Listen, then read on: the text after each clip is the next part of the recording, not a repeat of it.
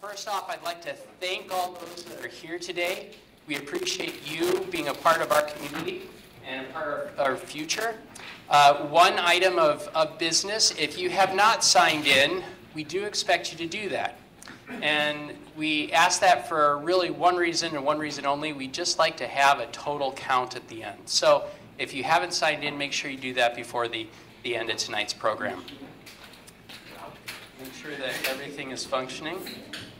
Okay, so that's me, Nathan Teal, Village Administrator, and this is the Village Green. This is an overall view or map. What the blue represents is basically what's village owned. Red represents commercial or retail currently. The green is undeveloped acreage. And then the yellow is currently homeowner occupied. In total, there's about 180 acres. And so I'm just going to go through the process that we went through. The village last year made a pretty significant investment. We purchased 72 acres of the property. If we were to go back, basically the majority of this blue, the village purchased last December. Currently, the village owns about 90 acres, and the total project in and of itself, again, is 180 acres. So we've made an investment, and that started us off with a community visioning process. Now, how many have been here since the first beginnings of Pleasant Prairie, just by a show of hands? So many of you are aware that this isn't a new idea. This is something that we wanted to do way back in the day, and it just kind of sat and languished. And this year, we hired Todd Streetert with Community Collaborations to come and jumpstart this project. We had a kickoff meeting in January 2019 in which we had over 160 people show up. It was a great event. It was similar to this. At that meeting, over 100 people signed up to participate on committees to discuss what the village was going to do. Now, I'm going to ask those who have been in the long haul over the 8 months, served on the 8 committees, would you just stand up real quick out of the group? Okay.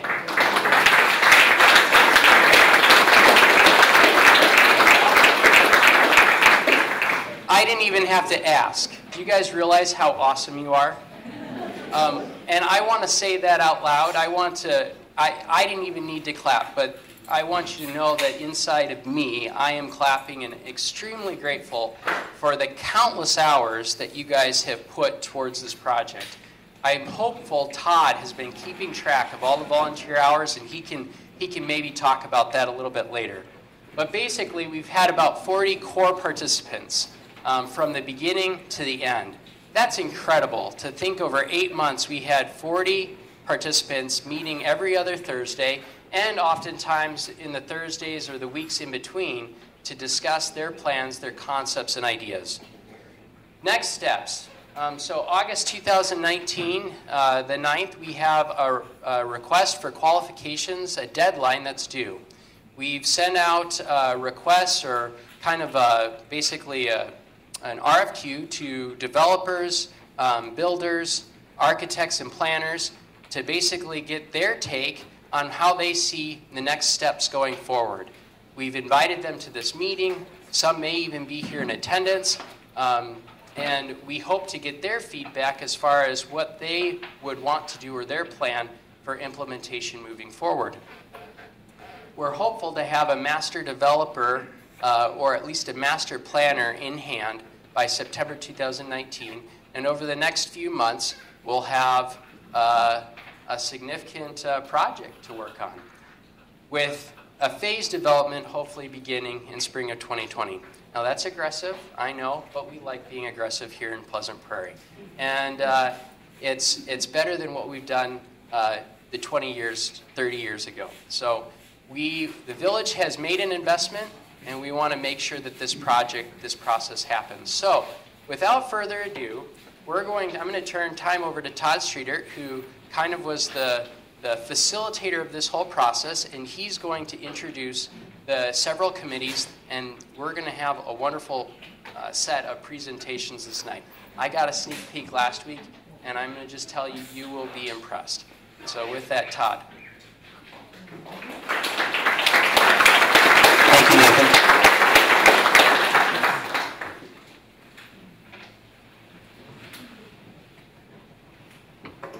Good evening, and welcome to tonight's presentation. As Nathan alluded to, we have been working extremely hard over the last 7 months to bring you this presentation tonight.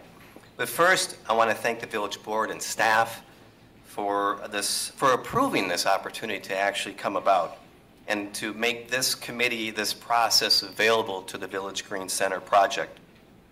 Before we start the presentation, however, I also want to take a moment and provide you with some background on this project and some of the activities that these hardworking individuals went through. In nearly any large development of this nature, a municipality will either be contacted by developers or they will seek out developers, as Nathan suggests, and to interest them into this development, get them involved. What those developers in a traditional model will do is they'll create the ideas. They'll create opportunities that they believe are what would constitute a good development. As is often the case, these potential developers would not more than likely live or reside in the community. And after working for many months, they would come forward and present their ideas to the village officials, staff, and the community at large for their comment. Under this traditional approach, the genesis of those ideas would not come from those who live in the community, the stakeholders, all of you that live here. The purpose of this process that we undertook for the last 7 months is to flip that traditional approach right side up and give the citizens, the business owners, the organizational leaders, the opportunities to generate the ideas and the concepts for Village Green Center. Give them the lead role in defining the vision of Village Green Center before others defined it for them. And again, I want to thank village officials and staff for providing the community this rare opportunity to become the conceptual developers. Switching roles demanded a lot from our committee of dedicated volunteers, as they have never been exposed to this kind of hands-on work before. This was a challenging project with a lot of moving parts and interlocking elements. And to have a blank map, literally a blank map of 180 acres, made it even more challenging, because it's like, where do you start? Where do you begin? How do you figure this stuff out? The options and opportunities were endless when we got started. But this committed group of, like Nathan said, 40 to 50 individuals, most of them strangers to one another, not everybody knew everybody when we got started, they had to work from ground zero. Blank sheet of paper, blank map, no preconceived ideas. And over time, they developed those ideas through their research and continual working in collaboration with one another to produce everything that you see here tonight. So we've now arrived at this evening where each of these subcommittees will present to you a wide assortment of ideas and concepts each team has been working on for the last 7 months. While providing enough detail and time this process would allow, each committee has been charged with developing a specific vision, theme, and accompanying examples of other communities to support their concepts. It's not expected that every concept or idea is going to achieve 100% acceptability, even within our committee, let alone from village board, staff, and the general public. That would be a little unrealistic. It would also be unrealistic to provide one perfect plan of Village Green Center, as much as Nathan would like. And not even seasoned professionals, developers, can create the ideal perfect plan that everyone is going to agree to. So tonight, you'll see a wide range of opportunities. You can see them on the boards, you'll see them in the presentations, of the ideas and concepts for consideration during this project and moving forward. Ideas on housing, commercial development districts, the types of businesses you want to see, sustainable environmental opportunities that exist now that didn't exist 20 years ago. So these ideas and concepts, like pieces of a large game board, may be moved about the board, may be added to, may be subtracted from, and all of the means of trying to keep refining this village green opportunity towards the ultimate perfect plan. So let's just take a moment and recap a little bit about the process so you're aware of the work that these individuals put in. We started, as Nathan mentioned, a kickoff event back in January.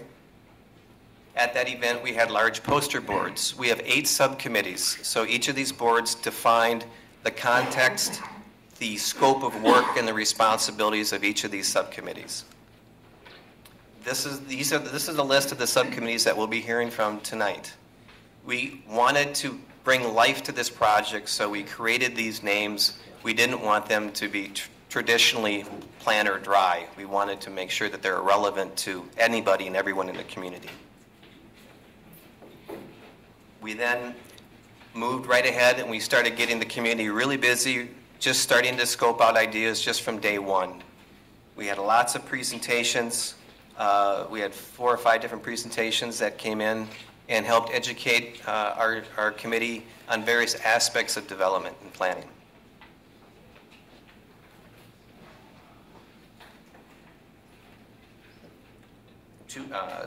Moving to the next round here, these are the presenters that we had. Housing study, master plan communities presentation, branding and wayfinding, which is critically important to any project, and public art, which should never be overlooked. Then we had the open house 2 weeks ago, highly attended. About 300 people attended our open house, hosted by the committee. And we had, of course, everything that you see here, their boards, their presentations, and they walked attendees through that process. A lot of engagement, a lot of questions. We purposely had individuals on each committee taking notes of the specific comments that people were saying, which is incredibly important because we want to document what the community thinks about this process, what they think about the ideas, so we can incorporate them into the next stage. We had another exercise as part of this project, which was really trying to put things on a site plan, not just come up with recommendations, but find places for them on the site plan and where they might go and how they might interact. So we had multiple site plan concepts created for people to look at as well, which we have here, and please feel free to come and look at them when the presentation is over. We also had different ways of getting people's feedback besides note cards from some of the committee tables. We had an electronic survey that attendees were filling out, and we also had a map, a blank map that we had available for people to write their comments down. So it was a very engaging open house. We got a tremendous amount of feedback, and it went extremely, extremely well. So tonight is the beginning of yet another stage of an evolving process to create a successful and vibrant village green. At the conclusion of these presentations, we will offer everyone an opportunity to comment and provide questions when we're all done. So what I'd like to do now is introduce our first presenters, Epicenter on the Prairie. This subcommittee focused on defining the village's community-oriented, brand-related to the purpose and design of highly quality public and civic facilities, all supporting the community's health, well-being, and sense of pride. I'd like to introduce Melanie, who will be coming up speaking on Epicenter on the Prairie.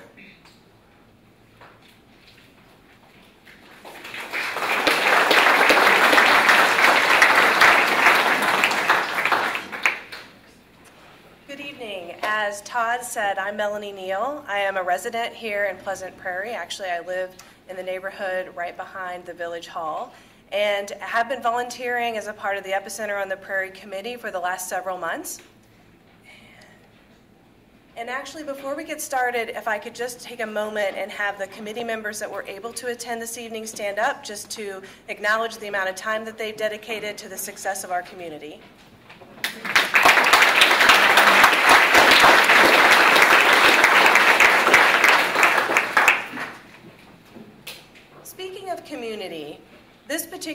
description really resonated with our committee.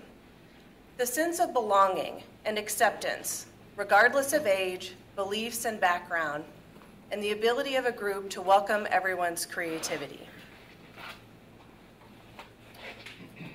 Early on in the process, the Epicenter on the Prairie Committee thought more about the word community and what that means to the people that choose to live and work in Pleasant Prairie, and how we would want people outside of Pleasant Prairie to think about our community. So we chose words like inclusive, enriching, sustainable, to create a space that community members and visitors can enjoy at all times of the year in a variety of different ways, and that gives them a reason to return frequently. A space where people can easily connect and share in an accessible and welcoming manner, ultimately creating a space with matching experiences where people can feel a deeper sense of community. As we continue to refine our vision and in support of what would become our recommendation, we created the following guiding principles: to create community facilities and a downtown that is accessible to all, an area where it is easy to get from one destination to another at all times of the year, to be able to easily and safely walk, bike, drive, or shuttle into the downtown area, to create an aesthetically pleasing environment that is both progressive and still honors our local heritage, a space that embraces the beautiful natural landscape that our area already has to offer: mature trees, prairie grasses, native plants, to create a unique landmark that is embraced locally and known widely as a place you want to be, to create spaces that are multifunctional, cost-effective, and sustainable, maintaining a high degree of responsibility to our residents, the environment, and to our future. To create flexible spaces that bring people together in all seasons, at all times of the day, in an environment that is safe, has a sense of character, is respectful to its residents and workers, that adds value to our overall community. Taking all of this into consideration, we prioritized 3 important community amenities that will serve as the foundation for the downtown Pleasant Prairie development: the town square, civic or community center, and an outdoor amphitheater, which we will go through each of these amenities now in more detail. Starting with the town square. Typically thought of as the heart of a community and an area that stands the test of time. It's a place to gather, the focal point of a community, and it can be used in a variety of different ways: family movie night, group exercise, summer and winter markets, cultural festivals. Just as an example, Main Street Square in Rapid City, South Dakota is a fun-filled 1-acre public space with year-round activities. And actually, the picture there on the far left is an example of their space. They actually host 200 events each year, events like acoustic music, a Native American fine art show, movies under the stars, a car show and street fair, a military appreciation event, and the Great Downtown Pumpkin Festival are just a few examples of how they're utilizing their space today for the community. There's an interactive fountain that serves as a focal point of the Rapid City Main Street and Town Square. During the summer months, the water dances and is set to music with decorative, colorful lighting in the evening. During the winter months, the green lawn area is converted to an ice rink for public ice skating with a nominal fee charged for skate rentals. This area also contains holiday activities and has a central fire pit. Tables, benches, and chairs are around this area for people to relax and enjoy themselves, with parking and public restrooms conveniently located close by. This space can also be rented for private events, generating incremental revenue for the city with operating costs offset by local sponsorship opportunities. Rapid City is a smaller community. They have about 75,000 residents. They also have distinct seasons with challenging winter months, and they began their downtown planning process in 2008. They also started with a vision that included a defining icon, an active gathering place for the entire community, a family-friendly attraction with entertainment for all ages, an outdoor venue for art, music, and other events with a critical mix of businesses for shopping and dining. Expanding upon the concept of the town square serving as a notable focal point for the area, here are some additional examples of how to make this space memorable. You'll see beautiful, lush landscaping, another example of a town square with a fountain as their focal point, shaded seating, creative lighting, and a children's playground. One example up here is in Simi Valley, California.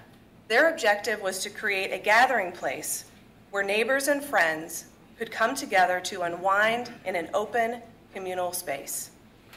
And finally, providing residents and visitors with a unique and locally relevant opportunity to engage with Pleasant Prairie on various social media platforms, helping to actively market and promote the area.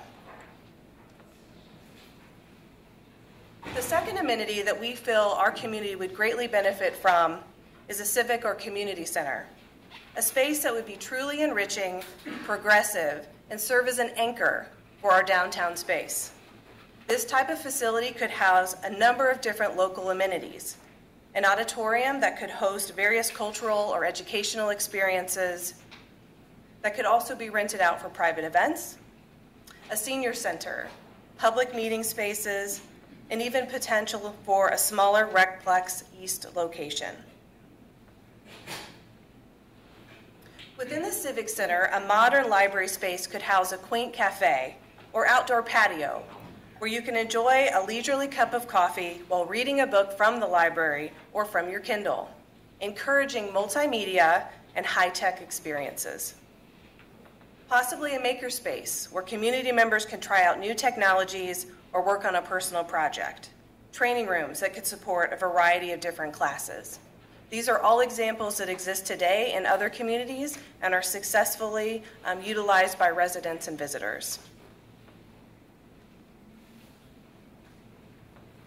The third amenity that we're recommending for the community is an outdoor amphitheater where you could enjoy concerts, talent competitions, movies, or other seasonal and cultural activities. When strategically placed near a beer garden, restaurants with outdoor patio seating, coffee shops, playgrounds, this becomes a space that can be enjoyed by people of all walks of life. As an example, the Tosa Tonight program at the Hart Park Concert Stage in downtown Wauwatosa offers a free, family-friendly series of evening entertainment on most Wednesday nights throughout the summer. Their mission is to create a stronger sense of community through the arts and an ongoing, self-sustaining, culturally enriching series of live concerts. The free concerts are made possible by the generous support of local sponsors.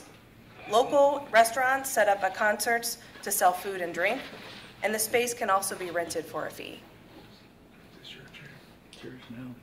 And finally, with a development of this nature, you must think about the facilities that wrap around our public spaces, including services and functionality that ensures visitors feel safe, are able to easily get around, have convenient access to water and restrooms. These elements are all critical to creating an area that people want to visit repeatedly and represents the strong values of Pleasant Prairie. And finally, Pleasant Prairie is a community that focuses on quality of life. This is a true statement today, and we believe that our community amenities can help us to ensure this continues to be a true statement for many years to come. And now it is my pleasure to introduce the Arrive As You Wish Committee. Thank you.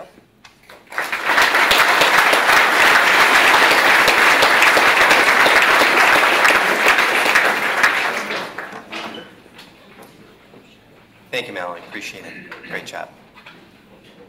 Arrive As You Wish. This subcommittee assessed and identified opportunities to enhance various modes of transportation methods and future needs supporting an active and well-connected community. Introduce Brett.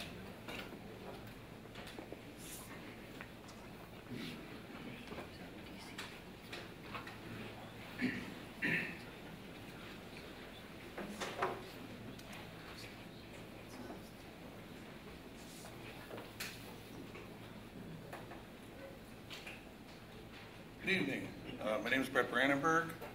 I'm on the Arrive As You Wish committee, and the other committee members are Connie Koshinat, Colleen Devatilla, Gene Hoffman, and Dave Moresi. Dave and Colleen are here someplace. You can stand up for a second, I guess we can start the introduction. All right, or not. And the other ones are on vacation. So we envision a convenient, safe, and free-flowing travel throughout the village with special attention and prioritization given to ADA, pedestrian, bicycle, and energy-efficient vehicle traffic. Guiding principles are engineering for safety, implement proven engineering and technology principles. Non-auto transit is a top priority.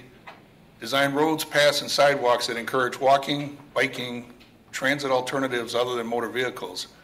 Implement a free-flowing road design, and integrate public buses, shuttles, driverless, and electric car transit services to the entire village of Pleasant Prairie. So we'd like to have a network of different types of transportation that may be centralized to here and then fan out to like Plex and other amenities. And as a side note, a good portion of what you're going to see tonight, our village board, our planning commission, and village staff have done an excellent job over many, many years here, putting in place the rules and regulations and working with developers and enforcing quality roads, quality transport. You can definitely see the difference of our roads here compared to other cities close by and out in the distance. So a shout out to our village staff members and village boards and planning. Innovation is key to Pleasant Prairie's transportation needs now and the future. So we have traffic jams from early as the 1900s. The 1940s, we had a lot of innovation, but then a ton of cars. And we still have gridlock in New York City and presently. So even with all the new technology, just the sheer number of cars on the roads makes traveling and planning for traveling very difficult and something that's very important to plan. Good reason for a lot of people to live in Pleasant Prairie is commuting to Pleasant Prairie is easy and convenient. We have Metro and Amtrak train service, major interstate and regional highways, Greyhound and shuttle bus services, taxi and rideshare services, and 2 international and 2 regional airports close by. Commercial transportation shares that same infrastructure. Just looking out at our manufacturing facilities and commercial facilities, this is a good reason why a good portion of them are here, commercial transportation capabilities. Kenosha County Aging and Disability Resource Center, the Kenosha County ADRC program maintains an extensive list of transportation options. They do have a mobility manager, which is available to help people with their special or specific mobility needs. So anybody in the aging, has some disabilities, there is resources within our county to provide services of different types depending on what you need. This is to our heart for everybody. Road rage, speeding, excessive traffic, and inattentive driving are an unfortunate reality that all drivers and pedestrians have to deal with today. It's critical to implement the best road design, safety technology to help reduce accidents and create a better transit experience. Commuter traffic should be allowed to pass through the Village Green downtown area with minimal delay. Roads and parking for the Village Green Center should be integrated into the development to minimize disruptions to the traffic flow on the 3 major road arteries. Route 165, Springbrook Road, and 39th Avenue are our major arteries out here. And what we're hoping to implement here is that these maintain free-flowing traffic. The idea is that many downtowns, they have to retrofit their downtowns, so they end up slowing traffic down, and then what you end up with is people who want to visit downtown and people who are just trying to commute through, and it creates a road traffic nightmare. So if we can somehow put the development of roads within the village, Village Green off of the main arteries, I think we would be much better off. An example of that is Highway 50. All that where Costco and everybody else is, all that development is off of Highway 50, allowing Highway 50 traffic to free flow. Parking can be frustrating. Engineering for safe and free-flowing traffic access to parking lots is critical. As you can see, So this is Costco parking lot and the development around there. There's Highway 50. And the good thing is we keep the traffic off Highway 50, but we do have chokeholds due to the fact just the sheer amount of successful business traffic. And those are things we need to look for. Pleasant Prairie Post Office. Anybody who lives in the Pleasant Prairie and has visited the post office more than once realizes that right in here, we don't know what happened. So almost our number one priority is to fix this. So parking garages reduce parking lot sprawl and allow clustering of residential and commercial buildings. This is a typical Amazon fulfillment center parking lot. It's huge. There's a parking garage right there in Staunton, Virginia, and if you didn't know at first glance, that is a parking garage. What they did is they put a facade on the parking garage so it doesn't look like our typical ugly concrete thing, and if you didn't notice, this is actually a parking garage, and it's part of the Colorado State University. Okay, bicycle and pedestrian safety.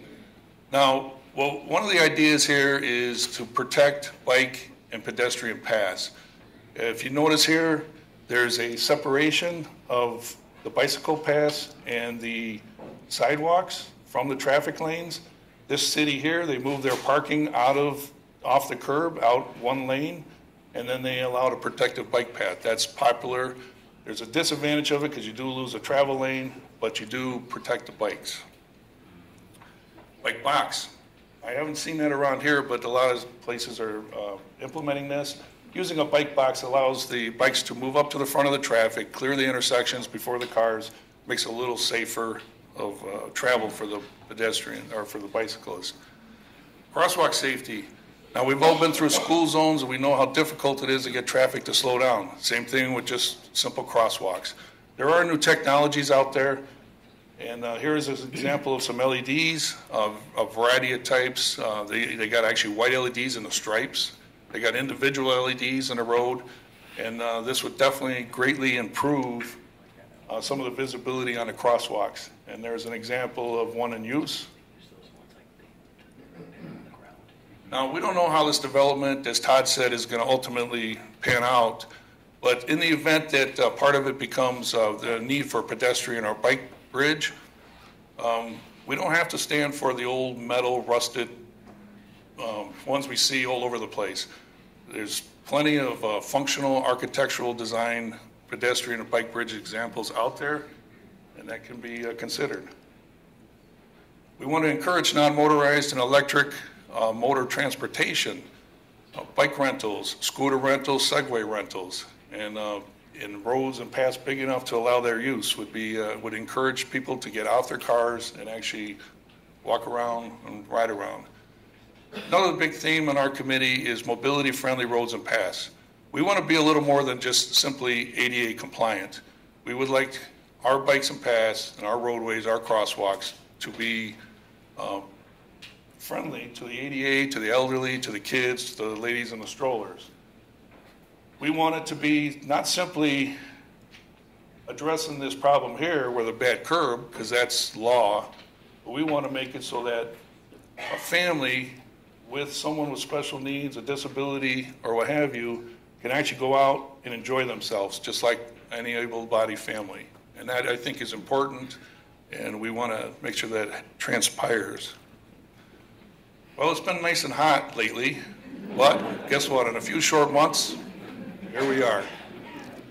So those same bike paths and trails and roads, we need to look at when you develop, you need to look at what do you do with a foot of snow?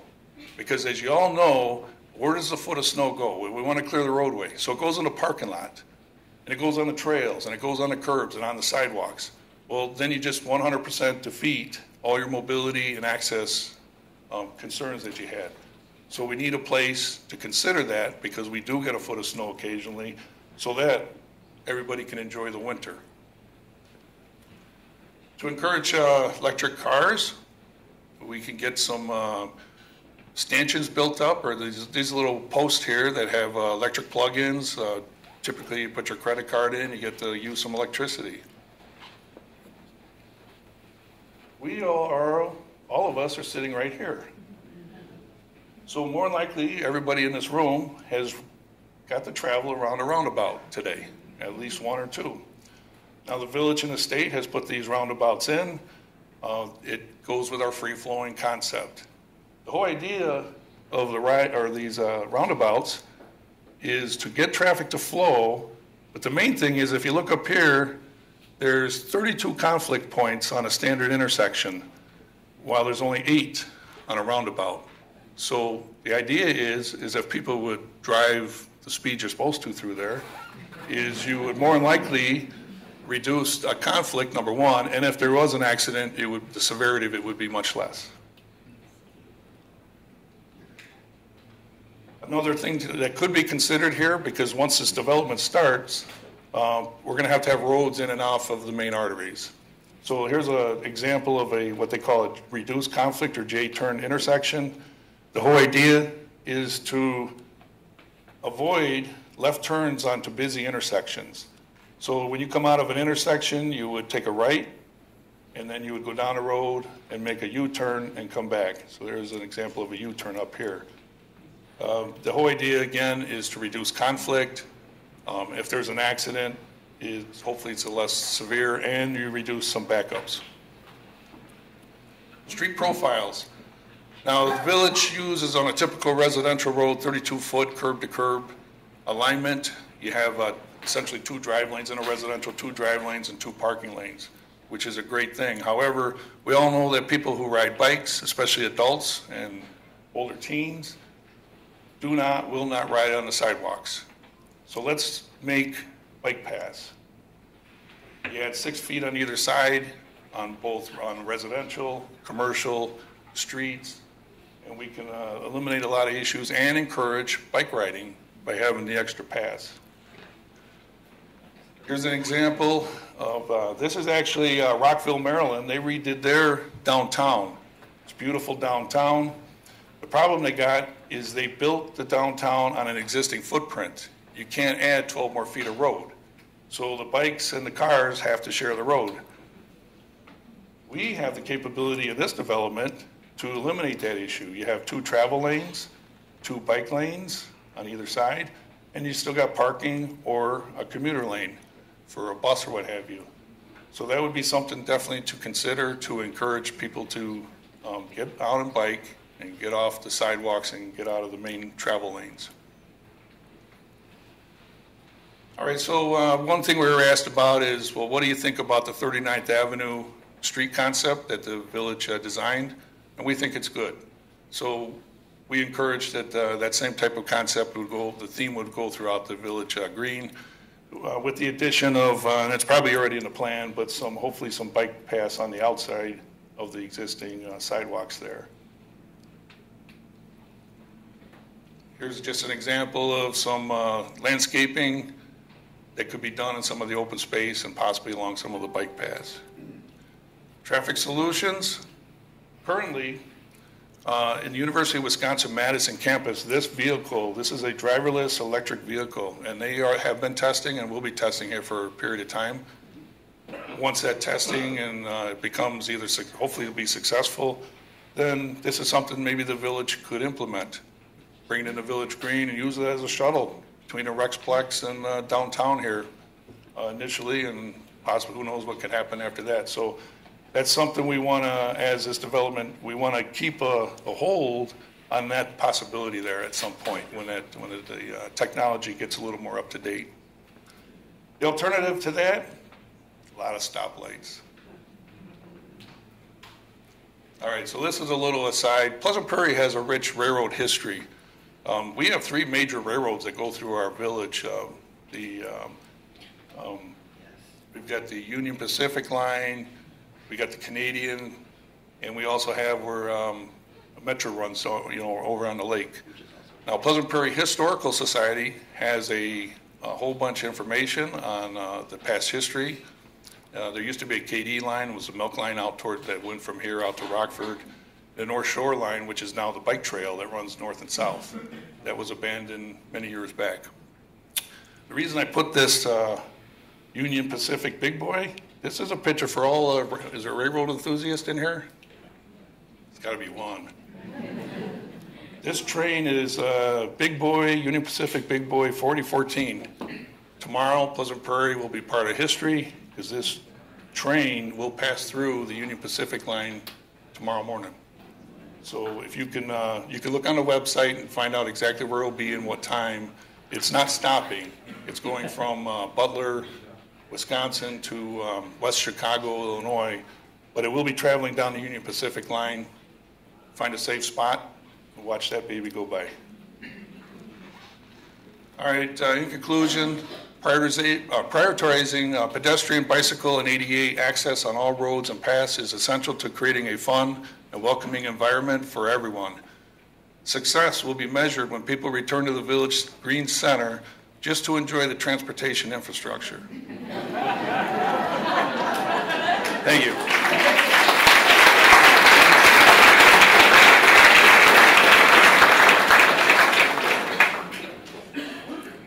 I love the optimistic note on that. That's fantastic. All right. Thank you, Brett. Our next presentation will be coming from Leisurely Life. It's responsible for parks, trails, and open spaces and recreation. This subcommittee developed opportunities to enhance the active lifestyles of residents of all ages to enjoy year-round. Lisa?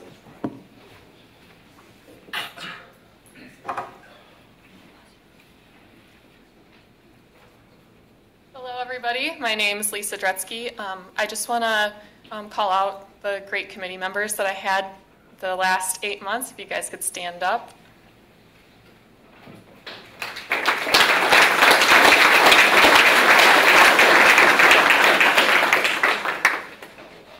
So one of the main quotes that we kind of picked out to represent our committee was, "In merging nature and culture, the most successful cities combine such universal needs as maintaining or restoring contact with the cycles of nature with specific local characteristics."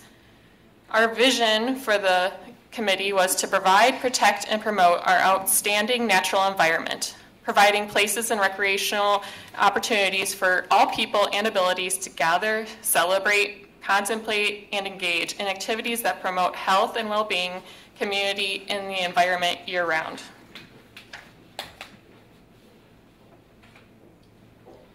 We have a couple guiding principles that we chose to kind of represent what we wanted to focus on. First of all, health. We believe parks and recreational activities are essential for all areas of health and well-being. The natural environment. We believe it should be preserved, protected, and promoted for all and by all citizens. Accessibility. Access to parks and recreational resources by everyone of all abilities. And then safety in our parks and recreational facilities is also essential to us. Education. Learning about our natural environment through multiple programs and methods is important to our community, and then sustaining these parks and recreational resources will drive the economic development, and we hope to find different methods to continue to support this department. So we started our research based on some survey results of what different community members really wanted to see in the downtown area, in the area of parks and recreational resources. We followed up on 6 of the main areas that the community expressed interest in, and I will go into those right now. First of all-purpose trails. Trails are not only for a method of transportation, but for fitness and recreation as well. Trails with different materials and uses for walking, jogging, biking. It could potentially be for snowshoeing, cross-country skiing, since that's kind of what we see the majority of the year anyways. And then also we could include trails around the wooded and wetland areas and of the property and connecting different areas of downtown and all of Pleasant Prairie. All community members of all abilities and mobilities, we can make it wheelchair accessible, and this could also provide an additional way to bring people to the area potentially year-round. This promotes fitness, community, and outdoor recreation for all. Next is the all-ability playground. An accessible play area for full age range of children and abilities. Ideally, we would prefer something more nature-inspired that would fit into the village green use of nature. We estimated about 1/3 of an acre for this, but of course we'll always take a bigger one as well. Children of all ages and abilities would be the main users of this concept. There should be places, though, for adults to be nearby, benches, tables, etc., to be near the children and allow for more of an inclusive play. This concept is key to bringing adults and children to the area. If there's a well thought out and built playground, both the children and adults could visit often. And if they're there often, they would most likely spend time and money at other parts of the center. This would enhance property values, increase municipal revenue, and bring in home buyers and workers, and also attract families. So we also were considering an outdoor fitness area. This was estimated about 1,500 square feet, approximately 6 to 10 exercise equipment stations. This could be added around a wooded area, pond area, or it could be incorporated into one of the walking trails. Or again, it could be its own separate area. There could be signs and instructions at each station that would help give examples of the exercises for various fitness levels. The fitness areas could also be easily converted into an inclusive play area, allowing people of all fitness levels and abilities to benefit from this exercise.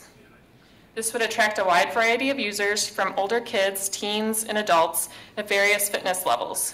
This promotes friendship, improves health and lifestyle, and will hopefully attract new users to the outdoors and the village center. Equipment used in the outdoor fitness parks requires no electricity, is low in maintenance, and uses very little human resources. A fitness park can add value to the area and provide a meeting area for groups, which in turn could increase foot traffic and revenue to the surrounding retail area. We also were considering a learning trail aspect. Marked stations or stops next to the points of nature, technological or cultural interested areas. These may convey information about, for example, flora and fauna, soil science, geology, mining, ecology, or cultural history. The trail can include a series of interactive signs that offer fun, active learning activities for children. Next, we have disc golf. Ideally 1 acre per basket, but 5 to 10 acres can fully support a 9-hole course. This could be added around the wooded or wetland areas, which would also incorporate the walking trails. Potentially, this could also be used year-round, and this addresses the need for outdoor recreational activities for older kids, teens, and adults. Very little equipment is needed, just mainly the discs, so the activity would be accessible to many people, and this will preserve some of the natural environment, as well as having a sport during most of the seasons. Potentially a disc rental facility in the village center to allow the community to try the sport without having to buy the equipment. If you draw another segment of the population to play, you'd increase the likelihood of additional foot traffic, which would be beneficial to the retail civic areas of the village center. Next is a splash pad / ice rink. This could be as small as 50 by 110 feet, or it could be bigger and incorporated into other uses of the village center. It'd be multi-use and available for both summer and winter. This concept would be another way to bring children and adults to the village center. Similar to the playground, it would increase foot traffic to the area and potentially increase sales to the retail shops. The ability to convert summer and winter will give the community something to do almost year-round. The splash pad could be used by small children to adults. With the right design, it could also be used by people of different abilities, like with no curbs and wheels that are more accessible to the splash areas. It also is another way to have a place that promotes fitness and nature for all ages. Next, we have bike parking, or what we kind of termed our bike hub. The place for cyclists, triathletes, families to ride their bike. They could feel safe knowing that their bike is secure and potentially have areas to fix and inflate tires at the same location.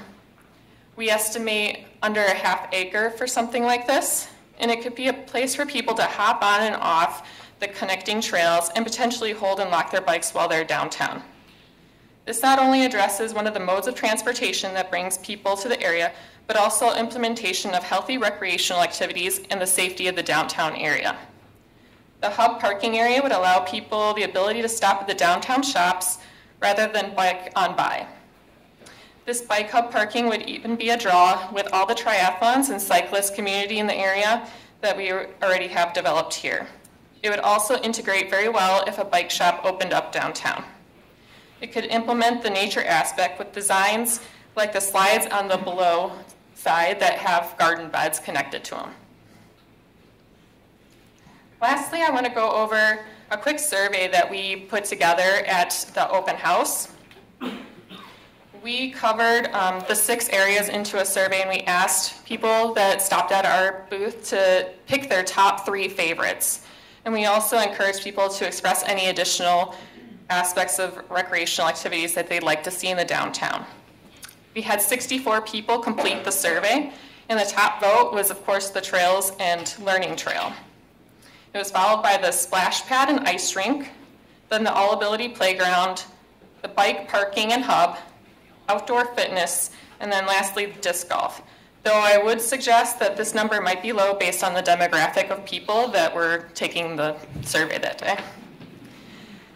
Some additional suggestions that we wanted to point out were the dog park, connecting the trails all together, tennis court, fishing pier, sculptures, an outdoor lap pool, and pickleball. Finally, I just want to express our goal of our committee one last time. Our goal is to create a space that encourages physical and mental health, provides educational activities while ensuring a safe area that is accessible to all. The features will protect our natural environment and contribute to a sense of community. Thank you very much.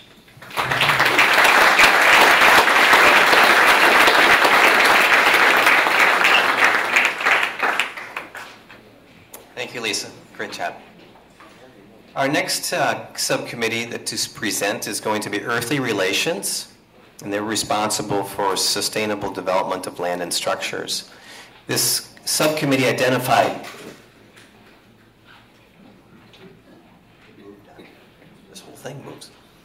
This subcommittee identified environment-friendly concepts and strategies to developers can use to create a balance of environment sustainable opportunities serving the interests of Village Green developers, businesses, and residents. Tim, Melissa?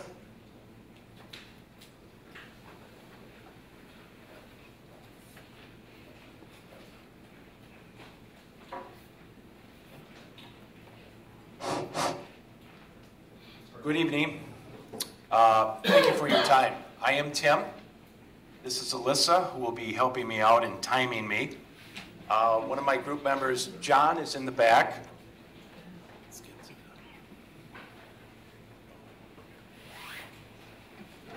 And Kate Field, who was with Gateway, is down in Florida on semi-retirement. And then John, the last participant, he's a firefighter, so he keeps very active. So Earthly Relations, we kind of have a non-conforming presentation here, but if we were to make a vision statement, it would be nature-based for the entire development with surgically infused development in a creative way within the overall development. So we are all about sustainability. We are about bike paths. We are about prairie restoration. We are about bioswales, stormwater management, properly managing rather than sprinkling streetways, which occurs outside in the pavilion. We are about rooftop gardens. We're about rooftop greenhouses. We're about beehives, sustainable roofs. We're about LEED buildings and alternative energy approaches. We are also about Art Plex, which is a concept that has surfaced over the last month. So, with that in mind, we are about nature-based and involving people and immersing them in the nature-based area. The plan on the board kind of gives our concepts, and I'm grateful to all of the other committees for gleaning a lot of their information, and we as Earthly Relations will be injecting all of our desires and what we want to envision into each of those committees whether it's the marketplace, whether it's the bike trails, et cetera, et cetera. So 7 months of collaboration, and we're going to distill that down into 10 minutes. And it's about, earthly relations is about moving away from the mainstream and approaching development with nature in mind. So with that, we took a look at the essence of the overall development and distilled it down. And we celebrate nature, and we celebrate the 3 existing natural waterways that are present within the development. So we will now go on a visual journey, and we will just have a series of slides, and I will interject as we go along. But it's intended to be nature-based, which is evidence-based, which provides ultimately therapeutic qualities, and it's about a sense of well-being. So the walking, the hiking, bike paths, bicycle rentals, these have all been touched on. They'll be touched on again, but very, very important in the overall development. Paths through nature, and the underlying theme here will be nature. Nature rules, development comes after. And then making paths of varying widths, so we also have to take into consideration emergency vehicles that may have to penetrate into the space at times. But just connecting people back to nature in this wonderful organic development. Rentals to be used in a passive, sedentary way, not active like the Art Plex. So the Art Plex is the daughter to the Art Plex, and we want to make that connection. Observation towers, very, very popular. And then we also talked about arrival towers, so you know you have a visual identity as you arrive to the site. We talked about marketplaces, it's been discussed. So again, infusing nature into the overall experience and activities within the Village Green Center. So rather than being subject to a parking lot island of nature, nature rules in the overall development, and we would like to see that. Bridges over waterways, people within nature itself, because it does have therapeutic qualities. The amphitheater was discussed earlier on, but very natural, organic in nature. So it can accommodate small crowds or large crowds. Alyssa, if you have anything to interject, feel free to. And then year-round use, like Door County Peninsula Players, very, very vital to the development and a great, great revenue generator. Family-friendly beer garden, whether it's permanent or seasonal, it's very, very effective. Again, nature is present in all of the different activities within this development. Festivals. This is actually at Petrifying Springs. Again, nature rules and the people enjoy and interact. Children-friendly activities was brought up earlier, but again, the overlying theme of nature. Multi-use spaces, wedding events, again, revenue generators, but within the natural built environment. And then, of course, the prairie. It is Pleasant Prairie, after all. We need to embrace that, and we need to have a special place, and that special place is the Village Green Center.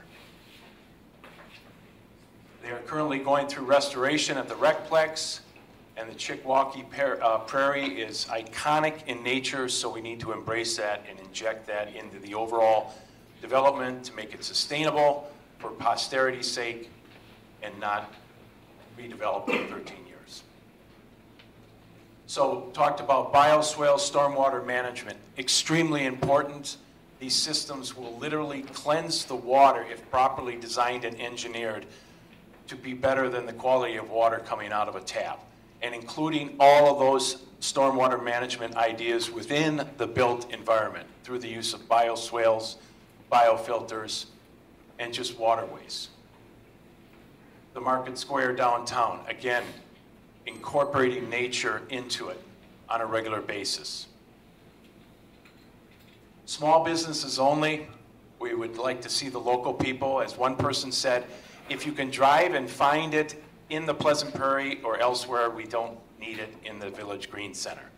So cafes instead of Starbucks, but again, having nature all around you is vitally important and sustainable.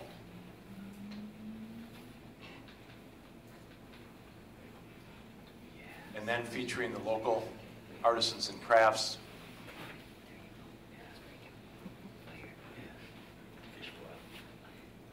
And then the connection with art and nature and the concept of the Art Plex, which was developed by a number of the committees here, that is the sister to the Rec Plex that ultimately will generate extreme and very, very good revenues. And celebrating art and celebrating nature, because after all, nature is art. Activities year-round. The maker space has already been talked about, and that's all part of that overall sustainable development, earthly relations.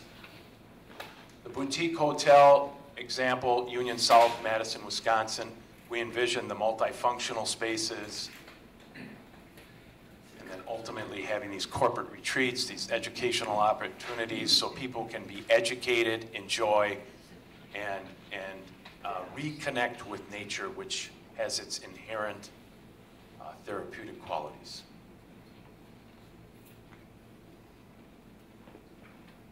Bringing nature outside in and having inside out nature as one. Biophilic design, permaculture, and ecological design will be critical, and we highly recommend it in the development of this project. Rooftop gardens, greenhouses, farm-to-table experience, beehives. This is in Appleton, Wisconsin. And then, of course, the energy-efficient public buildings, LEED certification, site certification, so we provide a sustainable environment, taking a look at waste and properly handling that within the Village Green Center. Alternative energy from geothermal to solar to wind. We need to obviously look at options there as part of earthly relations in this very organic, fluid future development.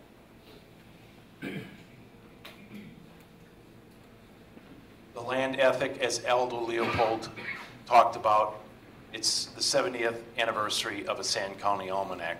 That's what earthly relations is all about. Thank you for your time.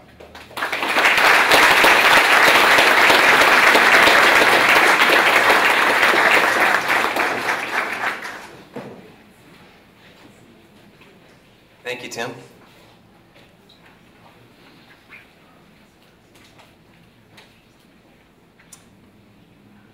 Moving on to our next presenter, Brock.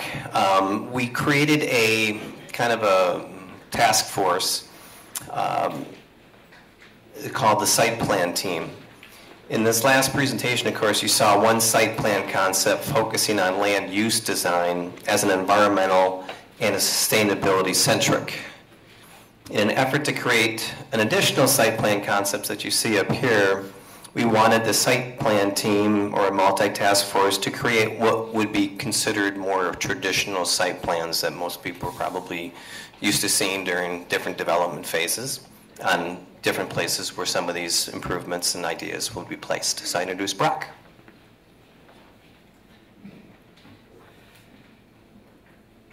Good evening. Thank you all for being here.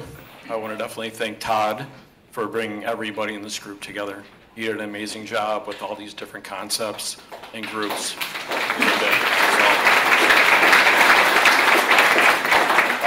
As I said, we broke down to a site plan team that kind of went over bringing all this together so it would all be in one space in the downtown. So what I did first is I came down to just put something on the board so that we could all start somewhere and look at all the key elements that, again, each group has kind of been doing along the way. And I got feedback from the site team, and they said, okay, you were missing what I'll call assets, certain things that are on each of these poster boards that we knew we wanted in our downtown, but we had to start somewhere.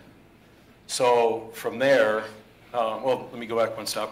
So you'll see around the outer parts, as everybody said, we want a lot of trails. We want a lot of places to get away and try to preserve as much open space as we can. So those are all the kind of dark brown lines that go around all the outer parts. And the very center is kind of the congregation area that would be like a 2-acre space for doing music and different types of things like that. So then from there, I wanted to kind of throw a left field kind of option out there just to get the dialogue again with the subcommittee. And I put Main Street going all the way through, all the way to 39th Avenue. And with doing that, it focuses a little bit more on accessibility within the community. And again, getting feedback, certain people are like, well, that's too disjointed. We we want to have, again, just a very centralized downtown. And so, again, noting some of the things that they felt were missing, that then this is kind of the evolution of everything. All of the things that everybody highlighted that they definitely wanted are kind of around a downtown open area. And what I also heard a lot from people is they didn't like a lot of traffic going through the middle of a space. And so in this particular concept, you just have a lot of access coming in from the outside where you can park, and then you can visit your restaurants and your shops, and then access all of the different assets that we would have in the downtown. And then once again, you'd have an open air pavilion that would be for music and different kinds of festivals. And then up in the top, there's a conservation area. Again, when I threw out the other two ones, everybody said, we really don't, nothing against people who want housing, but they didn't want a lot of housing. So we kind of just left that as a conservation area for now. And then down at the bottom, also with making that, mixed use or commercial. So kind of like they said all along, all these are moving pieces. They can go anywhere, however it comes to be. We definitely value all of you giving input and being here tonight, because this is all of us working together on this. So, thank you.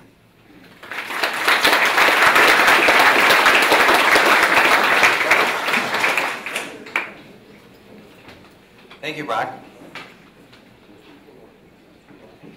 Now, and I would encourage you, Earthy Relations site plan is over there, and then the site plan's here. When this is all over, do spend some time and take a look at the hard work that they put into those plans. Our next presentation is from Village Voice. The subcommittee created a master marketing vision, an overall marketing and promotional plan encompassing the vision and meeting the needs and the interests of prospective developers, businesses, and residents. Michelle, Ashley.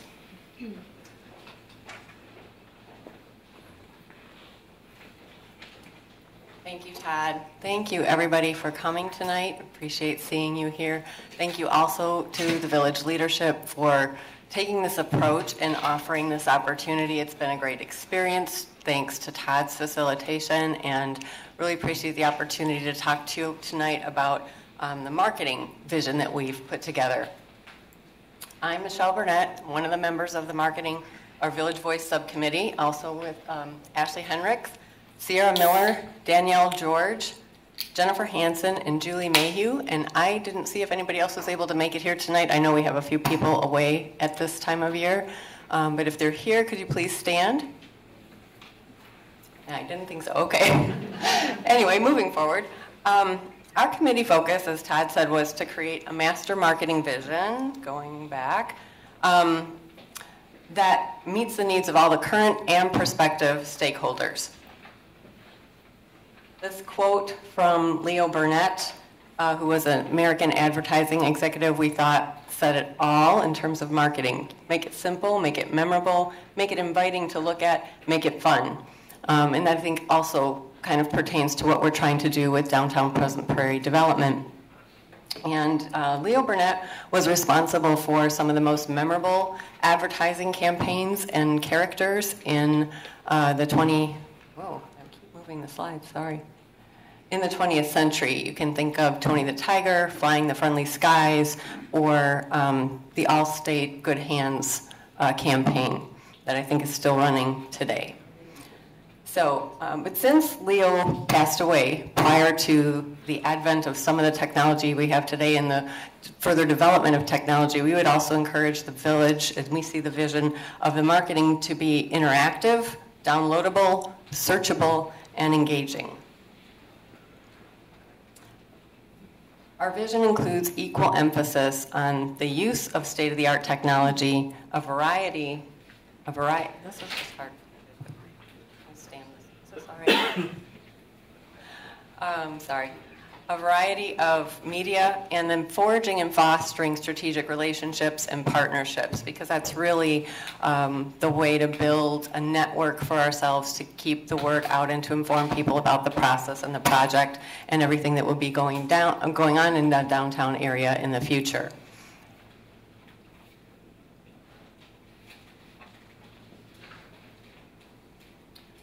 We developed these guiding principles in relation to the overall marketing plan, that they would reflect all facets of the brand in the community.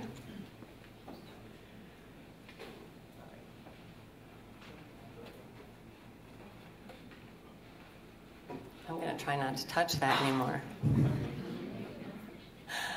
Sorry. That it would creatively incorporate technology, and that tailoring messages to each target audience or venue of advertising would be undertaken, and that the village would use a variety of mechanisms and methods for communicating and creating excitement. Now Ashley will present for you some of the marketing process and plan that we've developed.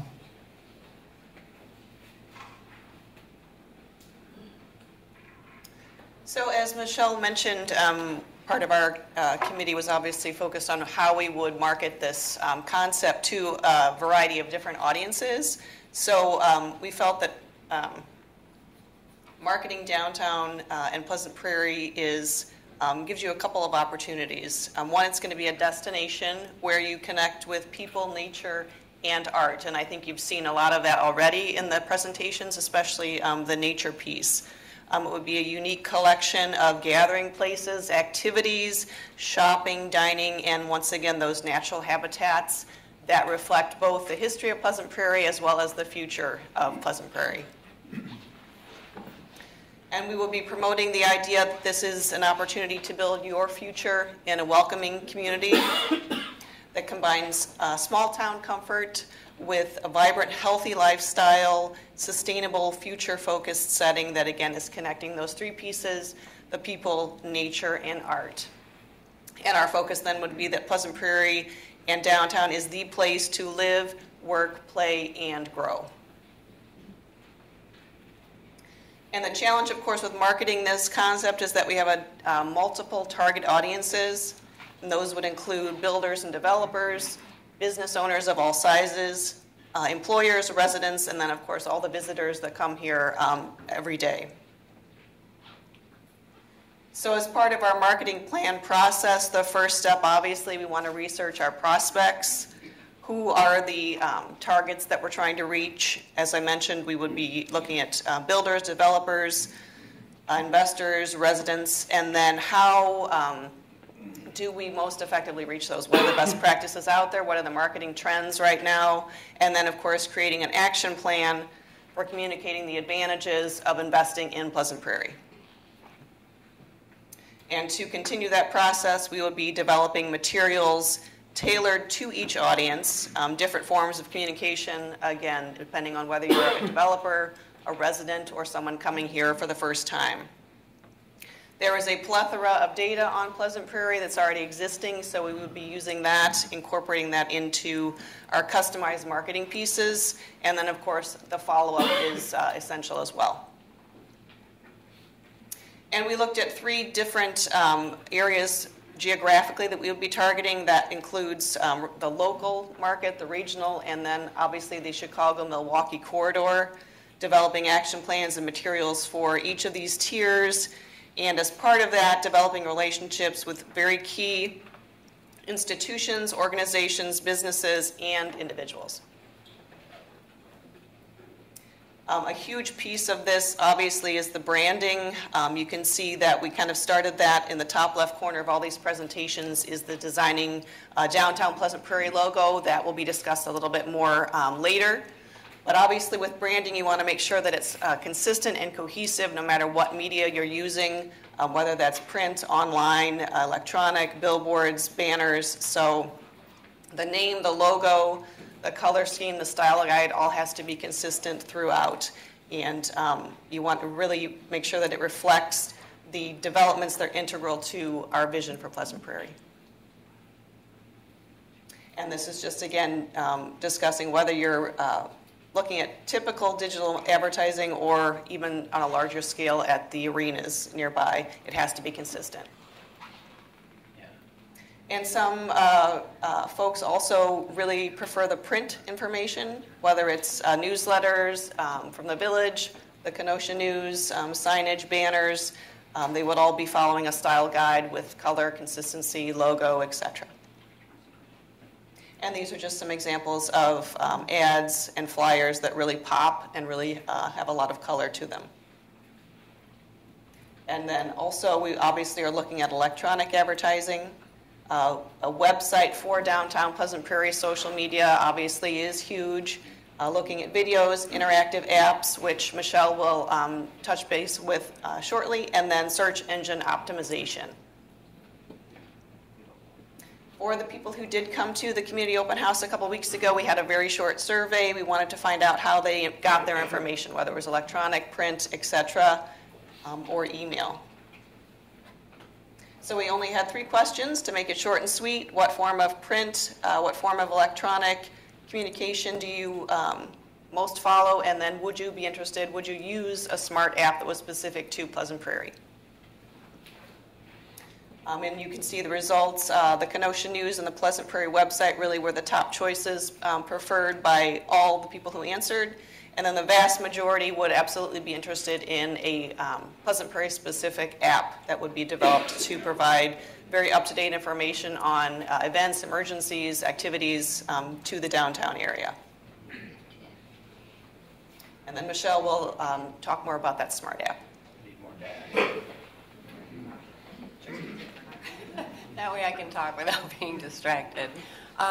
Because there was such a strong preference for electronic communication, we see the website development and a smart app development as something that would be essential from the beginning. So we just wanted to show a few examples of those.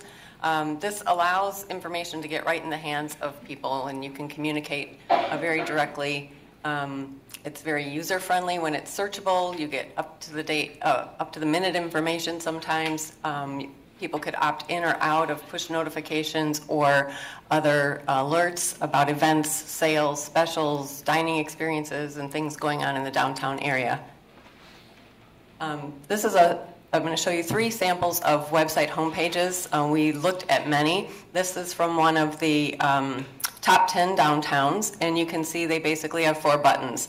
And it's a quick reflection of what is happening there, and you can navigate quickly through it. Next one is more using the picture to speak its 1,000 words and just very little text. And the following one is another form. What all 3 of these and most of what we looked at had in common was very concise text and the use of some sort of photo collage to communicate and create awareness of what's going on downtown. The phone app, there's a couple different uses. This is a pretty traditional one where you can look up events, load things onto your calendar from the app, create an itinerary for yourself if you're visiting the area, and so forth. Other things though you can do with a phone app, like the next slide shows, is taking information to a deeper level. On this app, if you click the map, it takes you to another page that gives you the history of that particular site or location. And I thought, wouldn't it be great to do that with what we're trying to preserve? We're in a prairie, we're creating a downtown space, but we want to preserve our roots and educate people about what we're doing to keep this area sustainable. And I think that invites people to do the same when they're using the space. And We also want to encourage the village to keep being creative about marketing and what ploys and tactics they can take. This is an example where in Toledo, Washington, they provide a welcome bag to all residents and all new employees in the area, and that bag is filled with things from the local businesses and retailers, whether it's coupons or menus and whatnot. Each business pays $25 to put their stuff in 200 bags that is sent out, and that way you're immediately connecting your businesses with all of the new people in the area and welcoming new people to the area by connecting them to what you have to offer. So, and I do think that, you know, one of the key things in the downtown area in Pleasant Prairie is we offer a great opportunity. There's an opportunity to build and grow, and at the same time establish your roots and branch out and explore. And so we're looking at that all in the messaging and marketing that we're proposing. And with that, I thank you for your time and attention. Appreciate you being here.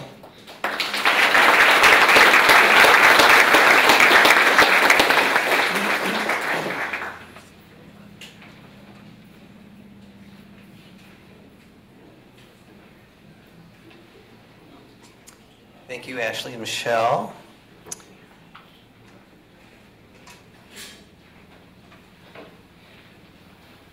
Our next presentation is going to come from A Place for Everyone. This subcommittee identified a variety of housing options and developed fresh opportunities to provide well-balanced housing alternatives residents of all ages and backgrounds can enjoy. Julie?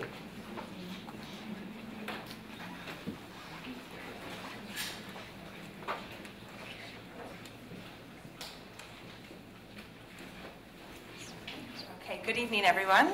My name is Julianne Nagel, and I represent the Place for Everyone, the Housing Committee. I'm joined here with a few members of the committee, and we are very honored to be a part of this project. So if you guys want to maybe stand up or wave, anyone who's here from the committee.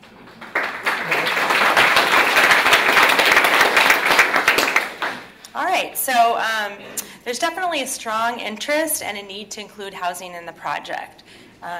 So my committee kind of came up with this vision to support the Village Green Center project as a world-class downtown by delineating the types and quality of housing to meet the standards and requirements of the new development and the market needs in the Pleasant Prairie community. All right. So some of the guiding principles that we used to kind of help us through this project was definitely making sure that we envision the housing to be scattered kind of throughout the entire site plan. We wanted to make sure that pocket neighborhoods were kind of, again, throughout that site plan, focusing on maybe 3 to 4 different types of housing, which we'll kind of get into a little bit later. But these housing styles kind of meet the demands of multi-generational families. These homes would be a place to live, work, and create. The housing must be value added, meet the market demands, and leave room for growth. Also to have pleasant and safe neighborhoods, HOA maintained, maintenance free, promoting kind of like lawn care that's taken care of, snow removal, all that sort of stuff. We're also looking at compact designs with open concepts that just kind of promote a healthier lock and leave lifestyle. General architect themes that we're focusing on would be Energy Star construction, lots of walkable neighborhoods to the downtown area and activities. We're also looking at good housing, like lighting around the housing, as well as the paths just for the safe lighting, also easy on the nature and the animals that live in the areas. We want to make sure that the buildings overall complement the rest of the project that's going to be in the site plan.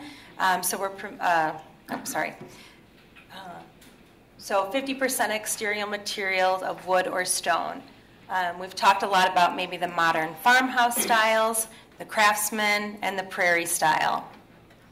Most of the housing is going to be between 1 and 3 stories. We're going to have a big focus, hopefully, on no higher than 2 stories.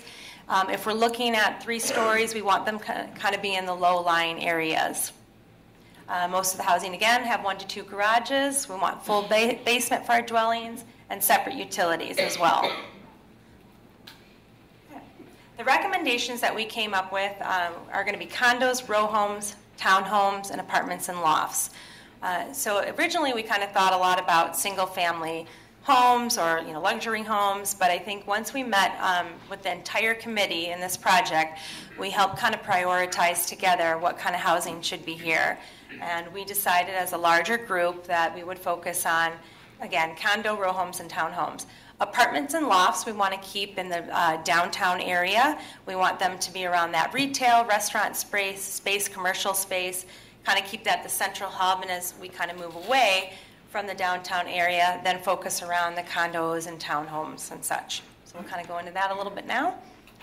I'm not going to read through this entire slide, but you can kind of see we gave recommendations, and we had partnered with a few builders to get some of just some prices and different things, but you can look at and see how many stories we're looking at, the different square footage, bedroom, bath, the prices, and again, leaving this up to the experts, the developers, to really guide us through that process. All right, and now I'll kind of go through each style of housing. So row homes, anywhere from 2 to 3 stories. They're typically in a 2 to 4 cluster. I have seen them in a 6 cluster as well, with rear garages. The 2 examples, let me kind of, oh no, did I just turn it off? Well, let me just hit the same button then. Oh, there we go. All right. I was looking for the little, okay, well, I don't know where the pointer is. There it is. Okay. So these 2 sets of row houses here are actually somewhere in Wisconsin. Good examples of what they look like with the rear garages. The one here in the middle, not a style that I would see kind of in our area, but what I wanted to feature was just show you kind of the back way into a row house, the rear garages. What I also thought was a neat feature in this one was the terraces above the garage. I thought that was something unique that we could try to kind of build into the row homes. Here's a few other examples of row homes. Oh, all right, got it. I got this figured out. These 2 specifically are in Wisconsin, other places in Wisconsin. This is just a picture from the internet, but again, you can kind of see real close to the sidewalks, easily to just jump on them and go downtown. This one is in Stapleton, Colorado. I thought it was a good feature of showing the courthouse and the nature, really kind of bringing some prairie into that, I guess kind of showing like a real community sense there. All right, moving on to townhomes. Here are a few examples of townhomes. These are really focusing on the craftsman kind of style. Well, again, 2-story, 2 to 4 clusters. There's some different square footage and some of the prices. Okay, here's a few more. This one again being craftsman, and then these here all focusing kind of on that modern farmhouse.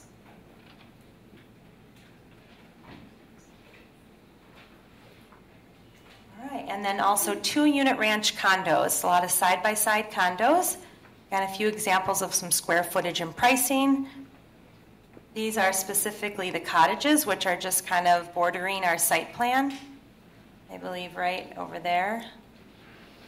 So you can feel free to drive by and check them out. They're very nice. And just a continue of a few different photos of more kind of side-by-side condos. You can kind of see here, this one, you park here, you kind of go into the entrance, and there's another one on the other side that just mirrors this look. You have a little bit of a farmhouse style again, very kind of popular right now, but I think it would fit nicely into the prairie. And then we also have 4-unit 2-story condo / townhomes. Again, looking at the square footage, some of the prices. These are specifically in Pleasant Prairie as well. This slide I wanted to really highlight. We actually had a photo of it at the open house 2 weeks ago. It was very well received. Everyone that walked by really liked the look of these kind of condos. They're specifically by Cornerstone Communities at the Glen and Pellman Farm. So you can kind of just see like a site plan. They're actually a combination of 2 clusters, and then they have like a few that are 4 clusters. So this one up here is the tartan, and it's actually part of the 4 clusters. It looks huge. It's beautiful. Here are just some typical site layouts, again, focusing on pocket neighborhoods throughout the overall site plan design.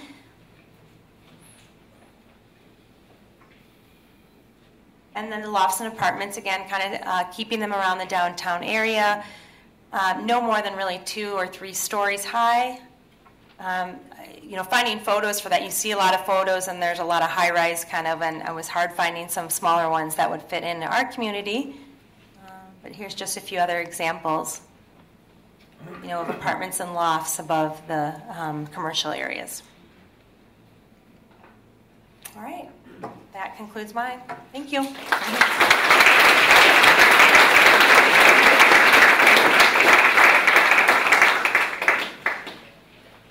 Great job, Julian.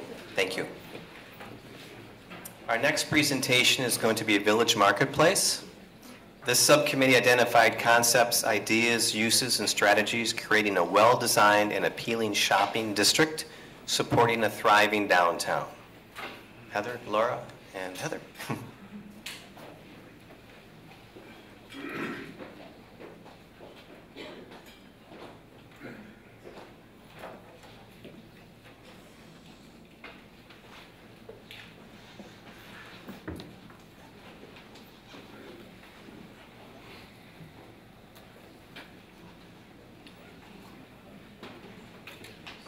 Well, good evening, everybody. I am Laura Burnett Shoemaker, and I had the pleasure of working in the Village Marketplace. I have Heather Westling and Heather McKay with me, and other members of our group who are also here are, well, Dusika is not here, but Jane, Jim, JP, Doug, and Joel were all helping, and they were wonderful to work with.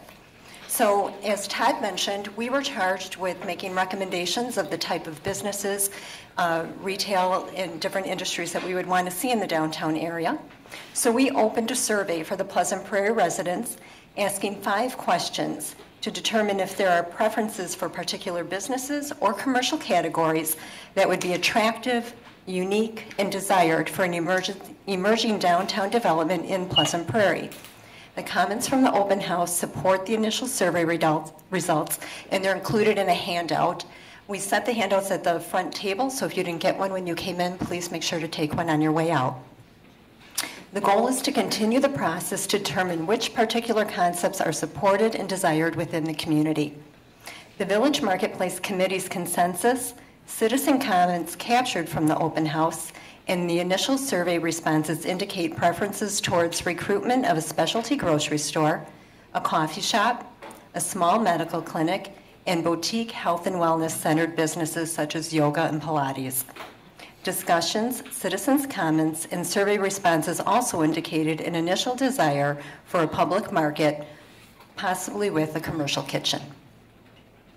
While more work is needed to be done to determine exactly which businesses the village could or should recruit, this is a solid first step to support the business efforts to build a unique downtown environment for Pleasant Prairie.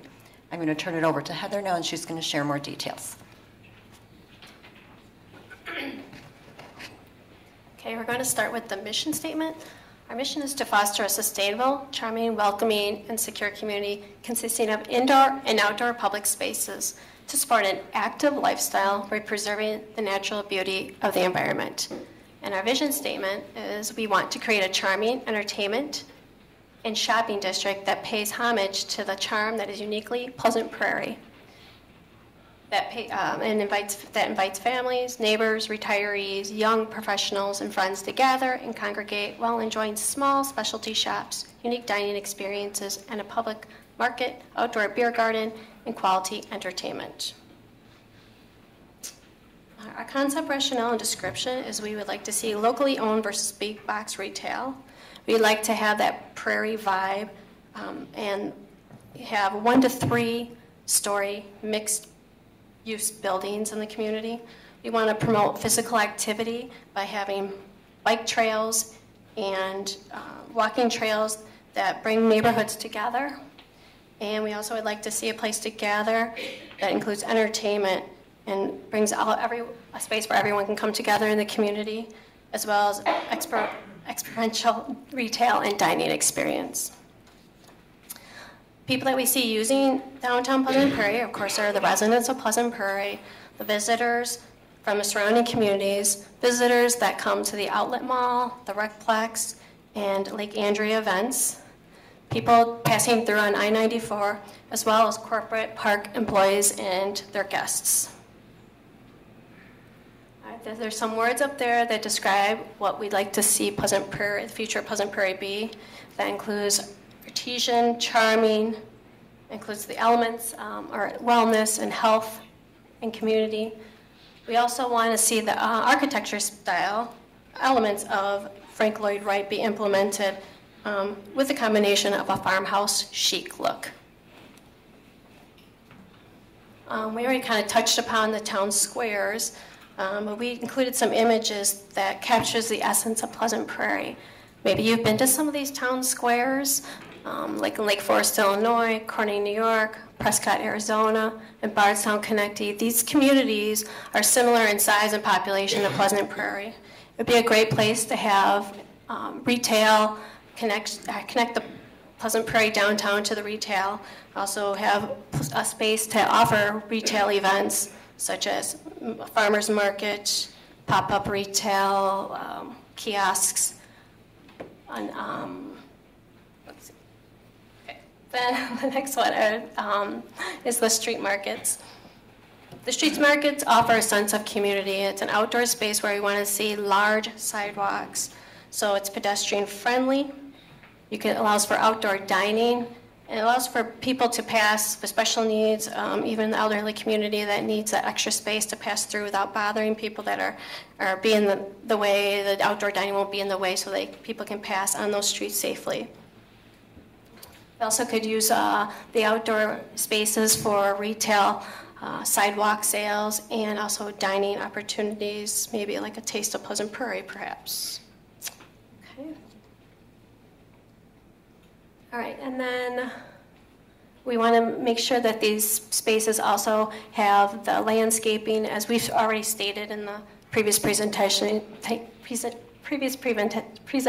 that we have that those streets lined with trees and landscaping that's native to Pleasant Prairie. All right, the downtown storefronts. We want to see that Prairie Village storefronts, the Prairie style storefronts, versus the modern contemporary look of a Drexel Town Square. We want to see the wide side with the landscaping. We want to see the wide streets for people to pass through. And then we also want to see 1 to 3 story buildings as stated with the housing. We would like to see the main level be the commercial retail spaces, 2nd, 3rd stories being residential and or offices, and maybe you can consider rooftop dining as well. Okay, and then we also would like to see a boutique or some kind of small inn in the downtown area. As you can see, she's pointing to a place in California which has about 20 rooms in it. It can house a small event such as a wedding party, a place for people that are coming to visit our community. All right, now public markets. As you heard or if you read on our survey results, a public market is something that people would be excited to see in downtown Pleasant Prairie. And included in your handout is what a public market would do for our community. It's included in your handout. As we're all familiar with the Milwaukee Public Market, we're looking at something probably about half the size, maybe 12,000 square feet, like the Krog Street Market on the bottom there. We want to have the outdoor market have that open concept, like on that top picture there in Florida. We want the public market to have maybe that glass enclosure, doors that open to the outdoor spaces. Even maybe having a multiple level public market, the main level being for the specialty shops and food and drink. The second level being maybe a market hall where you can hold special events, and maybe rooftop gardens that the vendors can utilize in their in the public market. As you can see, we would also like to see a shared kitchen in the public market to encourage entrepreneurs to try their businesses in the public market, offer cooking classes for all ages. Could offer mixology classes, cake decor classes, floral arrangement classes, gardening classes. We could also have pop-up kiosks and have special events such as weddings. And then we'd like to see an attached microbrewery. Here's some images. The microbrewery could be an anchor for the public market. Can be the place that maybe that would draw people down to the public market, as well as the microbrewery could be a place where we see that the beer garden utilizes to supply the drinks at the beer garden. And here's Heather with our ending. So I would just like to close by saying our recommendation is to include design elements that would set our Main Street apart from any other Main Street USA. It would be natural to emphasize the elements of a great American architect like Frank Lloyd Wright, really the monument of the Prairie School style. Cascading and peaked roof lines, stone, wood, natural materials, with glass walls, big open spaces, bringing the inside out and the outdoors in. Inspired by the Prairie, I'll close with these remarks. Study nature, love nature, stay close to nature, it will never fail you. Our committee presented unique downtown marketplace concepts in an environment that emphasizes a healthy, active lifestyle to include a public market, a boutique, or specialty shopping, diverse dining, and arts and cultural amenities. I think you're going to see that there's a lot of themes where we really agree on many of the concepts throughout all of these presentations, and I really think it's a recommendation is that we're starting from scratch, so really try to make our downtown very unique from other places, and I think by having some of those architectural elements that are really inspired by the Prairie itself would really set us apart. Thank you.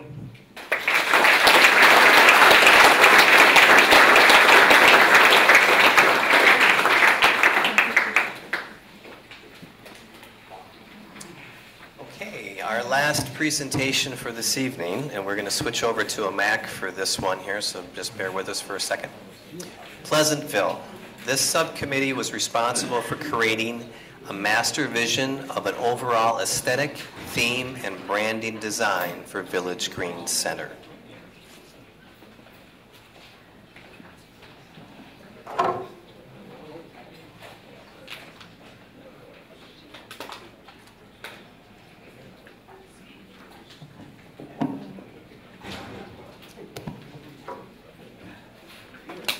So when I was 7 years old, I moved from Kenosha to Pleasant Prairie, and I called Pleasant Prairie the Boonies.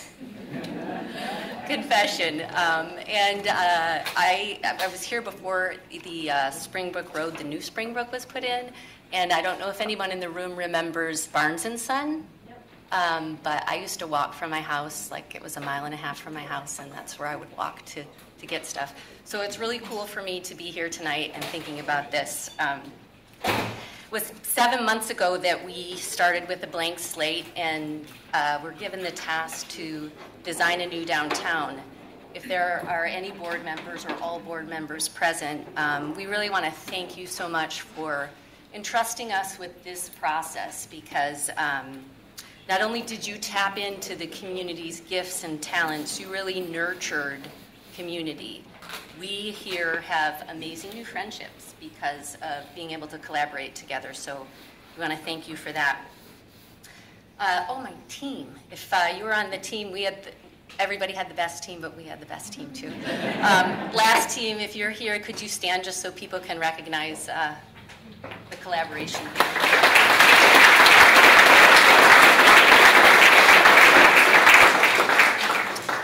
Tourism tourism and downtown expert Roger Brooks really directed our team's thinking with his words, brands must be experiential. A brand that offers experiences that are unique to Pleasant Prairie is what we have been looking for. To start, we had to ask ourselves the question, what are we missing? And we all agree that we're currently lacking a sense of identity and community, central gathering places for residents, family, and visitors, and inspiring cultural experiences for everyone. As a village, we're really craving connection, fun, meaningful, memorable connection. So our solution to a new downtown can't just be places to shop and eat. We want that, but we want more than that, and we believe Pleasant Prairie has more to offer. Our goals for downtown are to create gathering places for the community, nowhere else experiences that are year-round, pedestrian-friendly, sustainable, and eco-friendly. So what kinds of experiences can Pleasant Prairie uniquely offer? What can we do here that no one else around here is doing?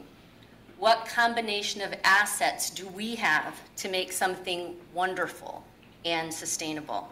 That's what we've been searching for, and we really believe this downtown can be a gift to people, offering something that will enhance and inspire lives. So, we want to build our brand in our new downtown on offering people experiences to connect with nature, people, and art. Connecting with nature. Everyone needs to experience and know about our beloved prairie. Listen to what an incredible asset we have. Encompassing a narrow run of shoreline along Lake Michigan in southeastern Wisconsin, Chewauquee Prairie is part of the last unbroken stretch of prairie of its kind. Home to more than 400 plant species, 26 rare plants, 75 species of grassland and wetland birds, to red foxes, woodchucks, and numerous reptiles, amphibians, and small mammals. Clearly, we have a rare treasure here. So we think it would be fitting to have a Prairie Nature Center, a fun, engaging venue for all ages to learn about and enjoy our native plants and animals.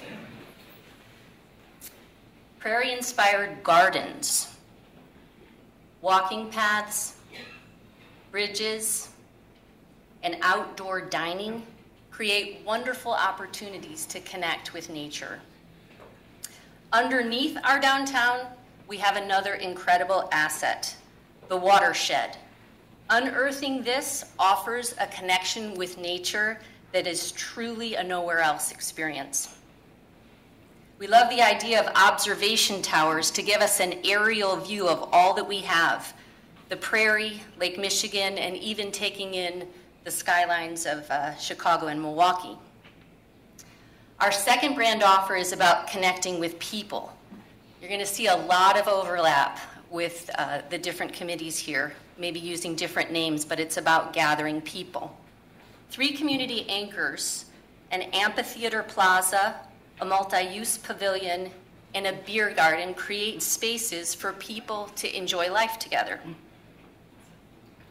This was an abandoned parking lot in the small town of Valparaiso, Indiana, and now it is an epic gathering space called Central Park Plaza.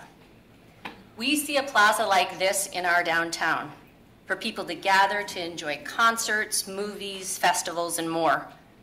Last year, Valparaiso hosted over 200,000 visitors and is a town about our size. In the same plaza,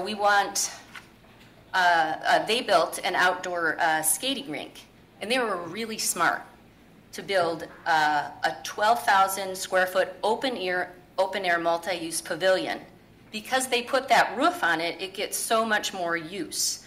You can use it and generate revenue in the rain and the snow. We see a multi-use pavilion like this in our downtown, a year-round gathering place with winter skating, hockey, and a host of summer activities. Last winter, 41,649 people enjoyed that space. In the warm weather months, it was completely booked with parties, markets, festivals, and more. Clearly a significant people gatherer and revenue generator. Beer gardens gather people. Petrifying Springs was voted the #1 entertainment venue in Kenosha in 2018.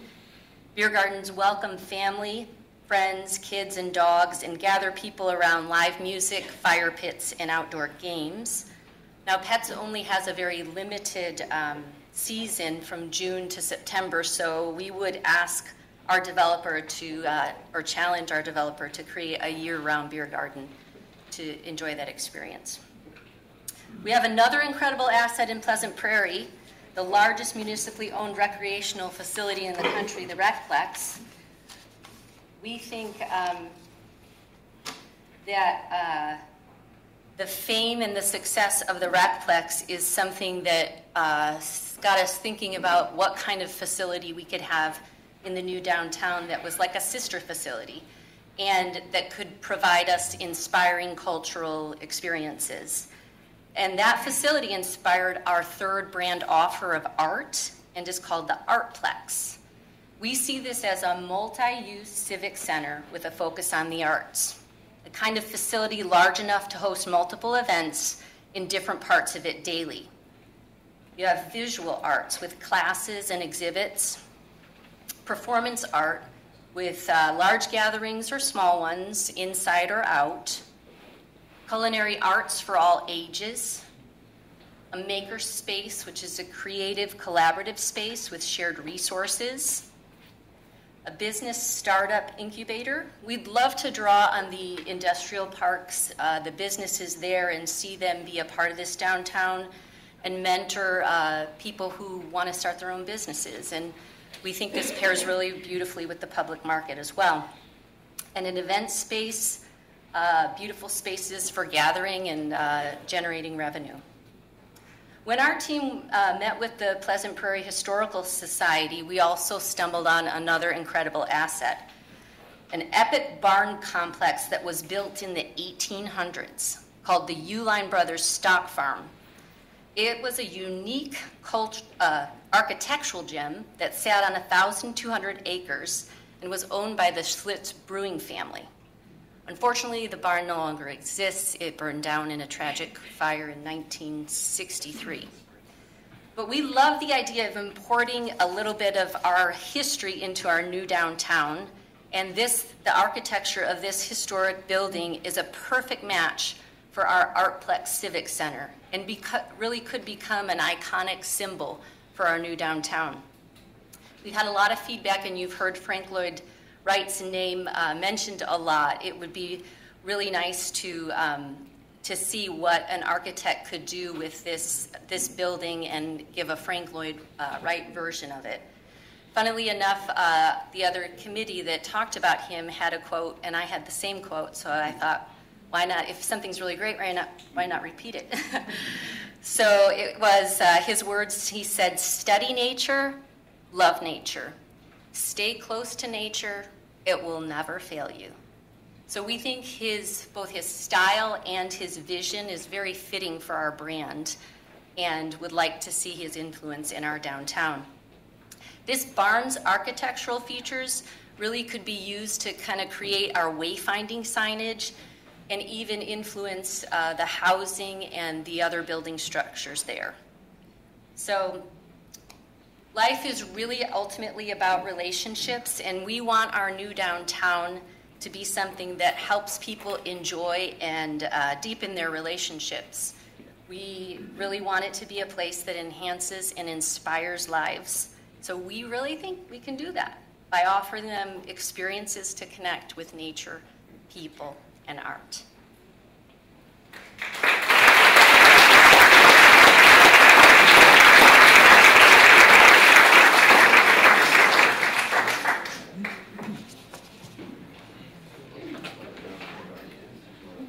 Thank you, Debbie, for a great job. I want to thank all the committees for just an incredible amount of work that they put together for tonight's presentation.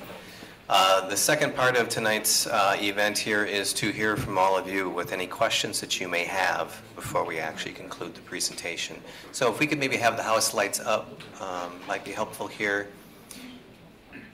Do any of you have any questions of the subcommittees' presentation, their content, their suggestions, recommendations, ideas? Do we have any questions or comments from anyone at all?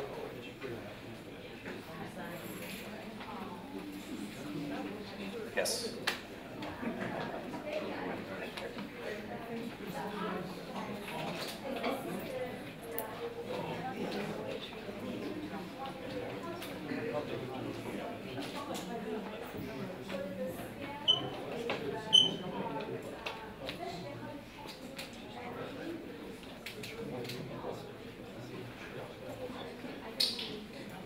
The question was, tell us more about the Art Plex and how it generated and behind it.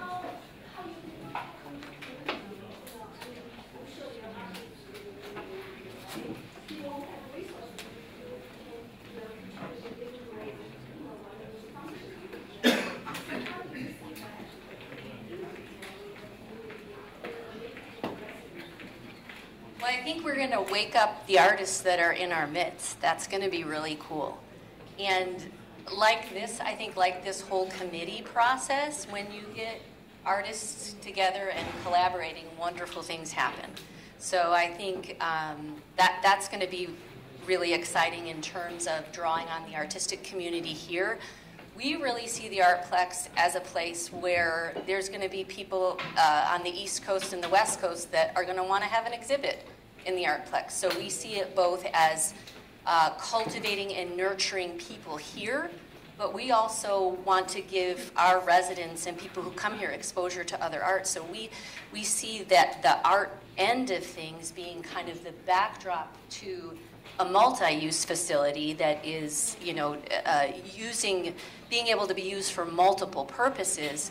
But that art component we see both locally developing and also, housing and having exhibits from outside the area as well.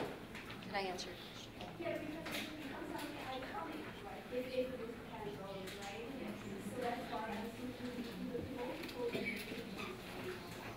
Yes, yes. And did you have an idea, because you seem to have an idea behind your question of how the community could be involved? There's something there, right?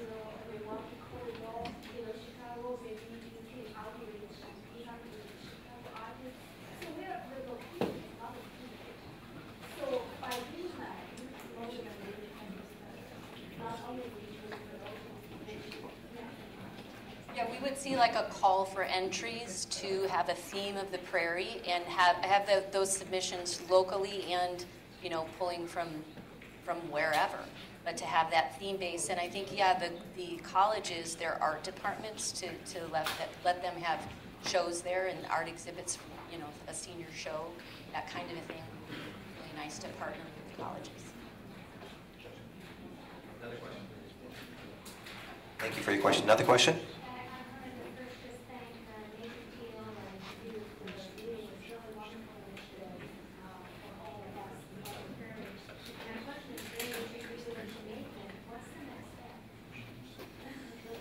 I'll let Nathan answer that question. Well, as I indicated at the get-go, the next step right now, we're in a request for qualifications process. So we've solicited a variety of developers, builders, architects, planners to basically submit proposals, well, not a proposal, but their qualifications and how they see the vision that they have moving forward. So they've been invited to participate tonight. We'll also make these resources available online in case they weren't able to make it tonight. And then we're hoping to get feedback from them as far as what inspirations they drew from this experience. We'll have an interview process and then select a master developer. At that point in time, we've already asked members of this committee, the community collaborations, to who would be interested in participating further.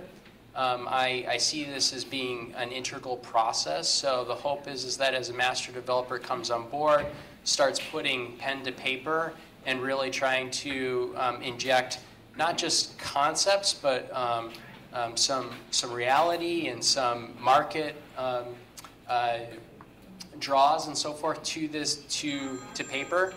The intent would then be to have these committee members to participate and basically provide feedback and insight and try to assist us in perfecting the design. So that's really the next step. At that point in time, once we have a master plan, then it's a large site. 180 acres is not going to develop like this, right? It's not going to just happen. So there's going to be sections, there's going to be pieces that we're going to be plugging and playing as we go. One thing that I would add is that the more public spaces that we create, the more public uses we create, and the nature and the parks and also in some of the civic amenities, that means that there's also going to need to be a commitment from us as a public to assist in the financing of those spaces. Because the generation, the making that happen, isn't going to just happen from private dollars. So that would be one area that we're going to probably have some significant discussions as a community to vet and to back and support. Does that make sense? Other questions? I can say that. Todd doesn't have to say that.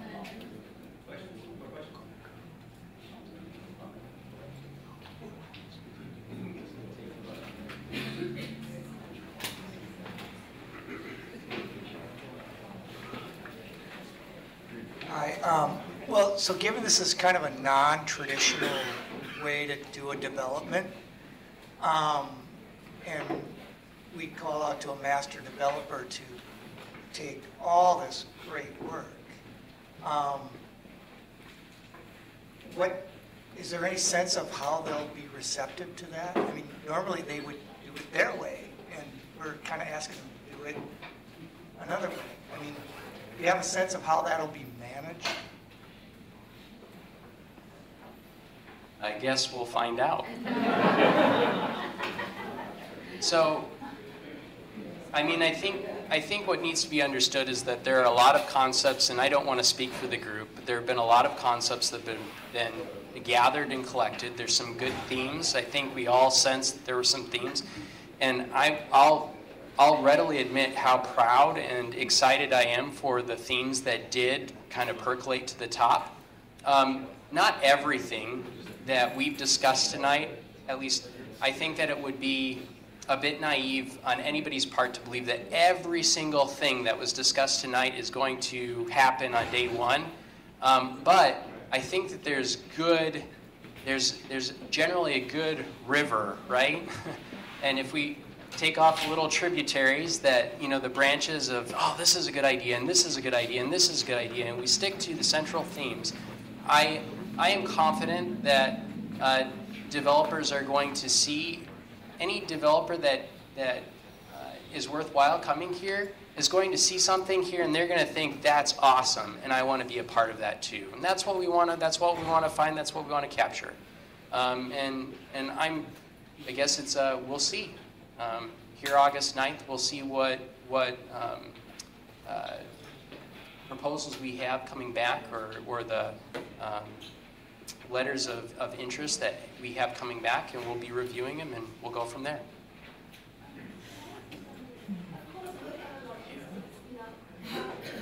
Obviously, there's a logistics to involve developers, but my concern is that there's so many soulful presentations, right? The developers may not be from here. How can they understand what we want? Is the identity we want? so that they may lose the soul part, only the technicality, how the design part. But we have designed from our heart, from our mind. So that's my concern. How you make them understand that to develop something representative of the shared desire here. So it's not just only the finance, it's very important, but not only the layout and everything. How we have to have a soul for this community. So I love the enthusiasm. As we go forward, hopefully as proposals come in, we'll see that same level of enthusiasm. It's like interviewing somebody in a job, right? You're going to have some people that they just don't necessarily resonate with the culture of that organization, and so they don't usually get the job, right? Those that capture that culture and it resonates with them, they tend to percolate to the top. Having said that, I go back to, the soul of the community. Well, then there's an investment on our part too to preserve that soul, right? That has to be understood, and I want to make that perfectly clear for us here today, that we can't just expect outside dollars to come in who have no interest whatsoever in this, our community, and to create exactly what we want, right? If it's something that we want, where does that investment come from? It comes from us. And so what needs to be understood is that if we want just any development that's created, we can go out and we can find an investor who will create the same level of design and the same level of development as they've created in other places, cookie cutter, easy to build, etc. But if we want it to be ours, so I'm asking all of us, we're going to need to have some buy-in for that. And there may need to be some investment on our part to make that happen. That's how I guess we commit other individuals, because we can't just expect somebody from the outside to come in and do exactly what we want, and we're not going to invest our resources into that development too. Does that make sense? So there has to be buy-in and commitment from us in order to make that happen. I'd just like to chime in just on the last couple comments as well. The process that we went through for the last 7 months is not normally done by municipalities, okay? Most municipalities would not turn the keys over to their community, and in this example with 880 acres, and let them drive that project without any real influence from staff at all from day one. We had one rule, and that was the word no doesn't exist. So within that caveat, our committees were free to move about the cabin and decide for themselves what they wanted for their community. And obviously that takes time. So when I kick off meeting, I said it's 99.9% of the communities will do engagement the traditional way, which is passive, reactive engagement from the community based on somebody else's ideas. So we flipped that, okay? Now, we're gonna have to see how developers are gonna respond to this model, because I'll assure you they haven't seen it before, okay? But in the kickoff meeting, and I could be wrong, but in the kickoff meeting, I mentioned, what's the advantage here? I mean, if I was a developer coming in, wouldn't I want to embrace as best I could, all things considered, what the community has already defined for themselves? Wouldn't that make one's life a little easier? Okay? A lot different than what they're used to, because they want to drive it, so it's going to be different. Now, it takes unique municipalities to take this process and let it go, and let the community drive it, okay? It does not happen very often. The same is going to be true with developers. We're going to be needing a developer, in theory, who is going to be unique in their insight as to what this group has done. And then take that and go, wow, this is a gift. How can we make it even better? Okay? So that's going to be the next step for that part of this unique process. And can I just interject one thing too? Even I think the committee would all readily admit that there was a desire for some more expert assistance, right? Especially in the designing of a site. It was like we were struggling with that. And so at some point in time, we need that expert opinion, and there's going to be added value. The intent is to have added value to the concepts and the thoughts that came here. One thing that I will readily admit, and I know the committees heard this from me, and I'll say out loud, we did not get the proper sense of scale yet. And I think the best opportunity for scale was Brett, who was presented as Arrive As You Wish. He started taking different developments and scaled them and plugged them on top of this development. Like, we could take Gurney Mills, the whole mall, and we could plop it right on top of this development and it would fit. Like, we could do that tomorrow if we wanted to be done, right? We could just do that. Well, I don't think anybody's saying that's what they want. But the concept is that to give you size and the scope, there's a lot of land out here to develop. And so it's figuring that out. And I think that as we bring a developer on, they're going to be able to give significant guidance and expertise that we need. So just want to put in a plug that I appreciate the experts coming into the process, and we do need them. Just to tag on that, this was a massive collaborative effort, right? The collaboration piece doesn't stop with this process. It continues in a different form. And that collaboration is from those interested. I think we got about 15 people from the committee wanting to continue their participation. And it's that collaboration with the village and with the oncoming potential developers to continue that collaboration, continue that dialogue, and keep nurturing all of this work into something that's, successful and usable from all perspectives. Michelle, you had a question? I was just going to add on an answer to the question back here. We, as the Village Voice Subcommittee, Village Voice Subcommittee had that same question in mind. How are we going to spend all this time doing this, and who's going to buy into our idea and want to just come along and join us on this ride? And what we found out is it is a collaborative process, and developers are looking for projects. They welcome that, and there's something called the Dodge Report, for example, is one of the tools that we saw that we can put our project out there and developers can find us there, and they go looking to this report all the time for what else is out there, what can we do. So maybe there's I also come from a community that did basically the same process.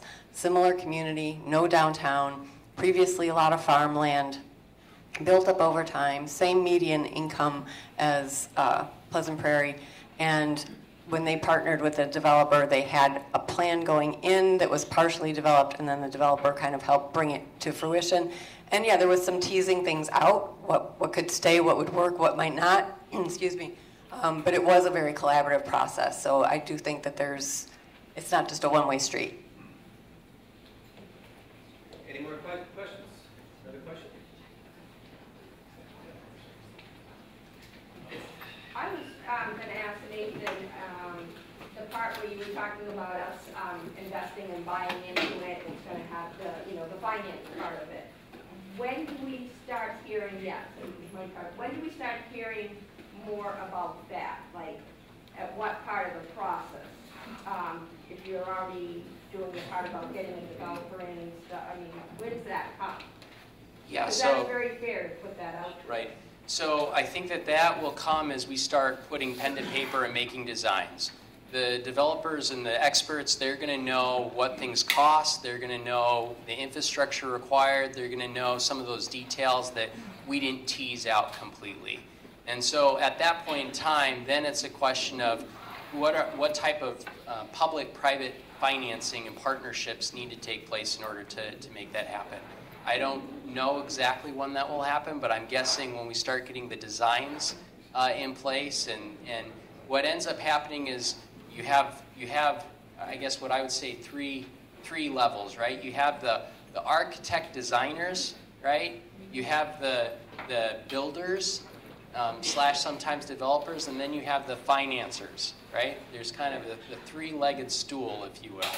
And so as we start getting the ideas, the design down on paper, and we start talking with the builders, we start figuring out what can be financed and what cannot be financed, and then we'll be having that discussion.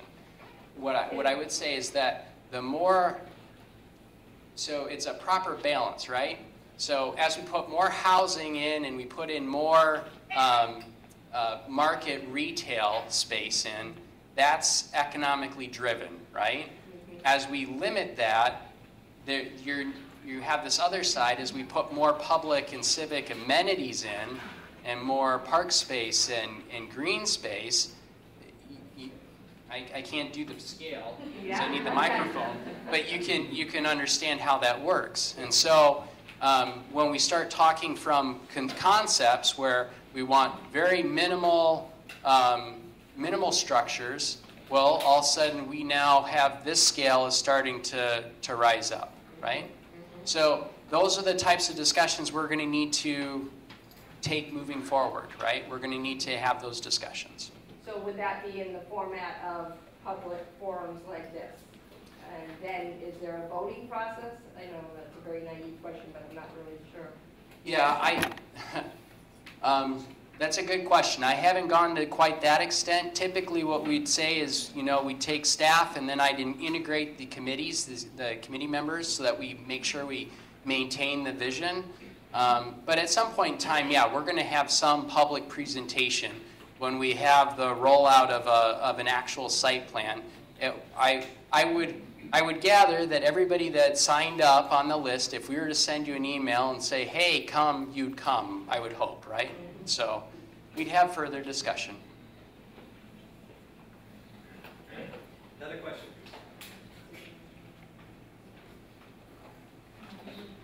I think we call it a night. Thank you.